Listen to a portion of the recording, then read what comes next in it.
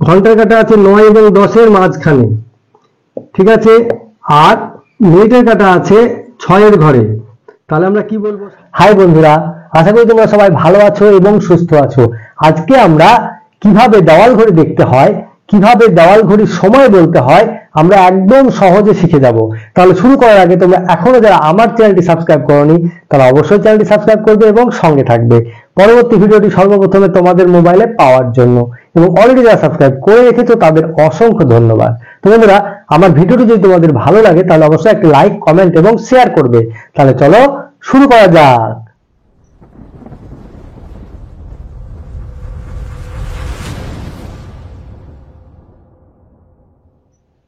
তো বন্ধুরা, আজকে আমরা দেওয়াল ঘড়ি দেখে কিভাবে সময় বলতে হয় একদম সহজে শিখে যাব।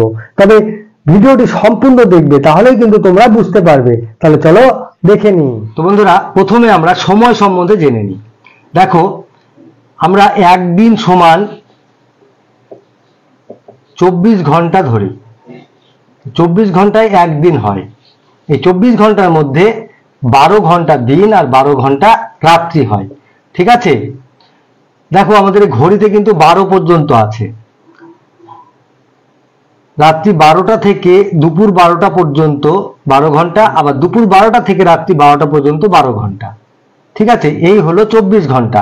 তাহলে আমরা এই 24 ঘন্টাকে দুটো ভাগে ভাগ করি। আবার দেখবে রেলওয়ে স্টেশনে যে ঘড়িগুলো থাকে তাতে কিন্তু 24 ঘন্টা দেখায়, মানে দুপুর 12টার পর থেকে 13টা, 14টা, 15টা এরকম দেখায়, ঠিক আছে। ওটাকে বলা হয় ডিজিটাল ক্লক। আর এটা হলো অ্যানালগ ক্লক, ঠিক আছে। অ্যানালগ ক্লক মানে কাঁটা ঘড়ি। এখানে 12 ঘন্টাই থাকে, দুবার 12টা বাজে, একবার দুপুর 12টা, একবার রাত্রি 12টা, ঠিক আছে। এই হলো ঘড়ি দেখার প্রাথমিক নিয়ম। এবারে আমরা জানবো যে ঘড়ির কাঁটা যদি মনে করো ছোট কাঁটা 12 ঘরে আছে, বড় কাঁটাও 12 ঘরে আছে, তাহলে কি হলো 12টা। আবার দেখা যাচ্ছে ছোট কাঁটা 9-এর ঘরে, বড় কাঁটা 12-এর ঘরে, তাহলে কি হবে 9টা, ঠিক আছে। সেকেন্ডের কাঁটা এই 12 থেকে আবার ঘুরে 12তে আসলে হয় 1 মিনিট। আবার মিনিটের কাঁটা 12 থেকে একবার ঘুরে 12তে আসলে হয় 1 ঘন্টা, ঠিক আছে। এই হলো ঘড়ি দেখার নিয়ম। এবারে আমরা ঘড়ি সম্বন্ধে জানবো। দেখো, ঘড়ির বড় কাঁটা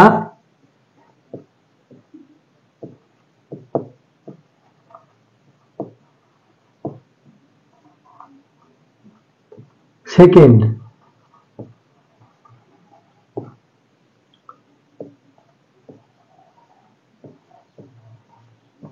মাঝারি কাঁটা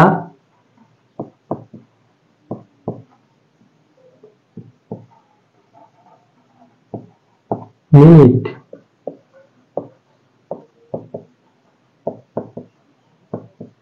ছোট কাঁটা ঘন্টা।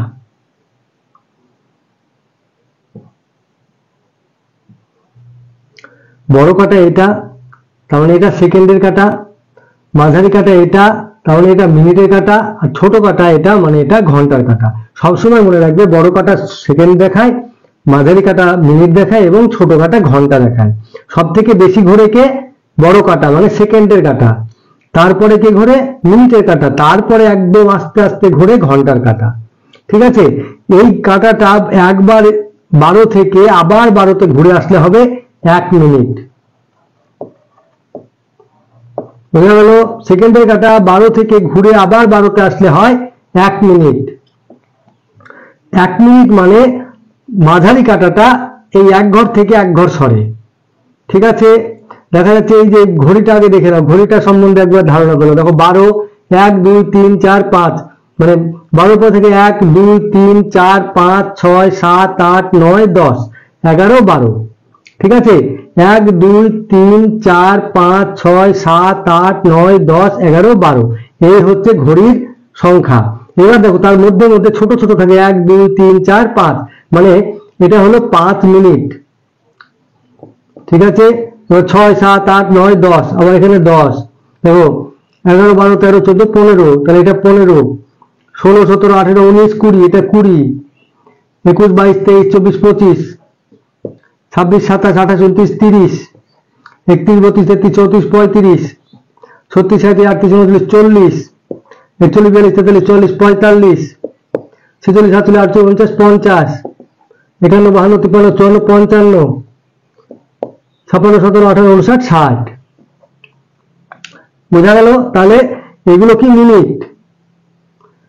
5, 10, 15, 20, 25, 30, 35, 40, 45, 50, 55, 60। এটা আমরা মনে মনে জানবো, এটা কিন্তু ঘড়িতে লেখা থাকে না। ঘড়িতে কি থাকে? 1, 2, 3, 4, 5, 6, 7, 8, 9, 10, 11, 12। ঠিক আছে, তাহলে যদি মিনিটের কাঁটা 2 এর ঘরে থাকে তাহলে আমরা কি বলবো? 10 মিনিট। যদি 4 এর ঘরে থাকে তাহলে কি বলবো? 20 মিনিট। মানে যে ঘরে থাকবে তাকে 5 দিয়ে গুণ করব, করে বলে দেবো মিনিট। মনে করো এই ছোট কাটা আছে 8 এর ঘরে, আর মাঝারি কাটা আছে 3 এর ঘরে। তাহলে ছোট কাটা হচ্ছে 8 এর ঘরে, আর মাঝারি কাটা 3 এর ঘরে, আর সেকেন্ডের কাটা মনে করো এখানে। তো সেকেন্ড আমরা সবসময় কি বলি? বলি না, সেকেন্ডের কোনো বলার প্রয়োজন হয় না। তার জন্য আমরা কি বলি? ঘন্টার মিনিট। তাহলে ছোট কাটা আছে 8 এর ঘরে, আর মাঝারি কাটা আছে 3 এর ঘরে। তাহলে আমরা কি বলবো? 8টা 3 পাচ্ছে 15। 8টা 15 মিনিট। বোঝা গেল? আশা করি তোমরা বুঝতে পারলে কিভাবে আমরা ঘড়িটা দেখব। ছোট কাটা যে ঘরে থাকবে তত বাজছে, তার সঙ্গে বড় কাটা মাঝারি কাটাটা যে ঘরে থাকবে তাকে 5 দিয়ে গুণ করে আমরা বলবো। মনে করো ছোট কাটা আছে 11 ঘরে, এটা ছোট কাটা, আর মাঝারি কাটা আছে 8 এর ঘরে। তাহলে আমরা কি বলবো? এখন কটা বাজে? এখন বাজে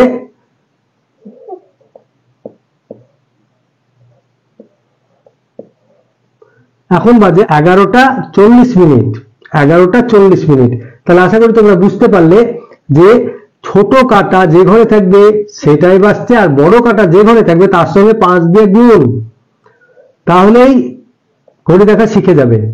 ঠিক আছে, এখানে কটা বাজছে? এখানে বাজছে 10টা 10:35 সেকেন্ড, 10টা 10 মিনিট 35 সেকেন্ড। যেহেতু 2 এর ঘরে আছে মাঝারি কাটা, তার জন্য 2 কে 5 দিয়ে গুণ করে পেলাম 10।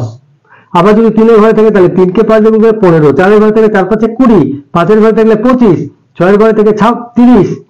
এইভাবেই মিনিটের কাটাকে আমরা 5 দিয়ে গুণ করে বলবো। ঠিক আছে, তাহলে আশা করি তোমরা বুঝতে পারলে যে কিভাবে ঘড়ি দেখে বলতে হয়। আরেকটা কথা মনে রাখবে, যদি মনে করো এরকম আছে, এটা হচ্ছে ঘন্টার কাটা। ঘন্টার কাটা আছে 9 এবং 10 এর মাঝখানে। ঠিক আছে, আর মিনিটের কাটা আছে 6 এর ঘরে। তাহলে আমরা কি বলবো? 9:30 বলবো না কি বলবো? না 10:30 বলবো?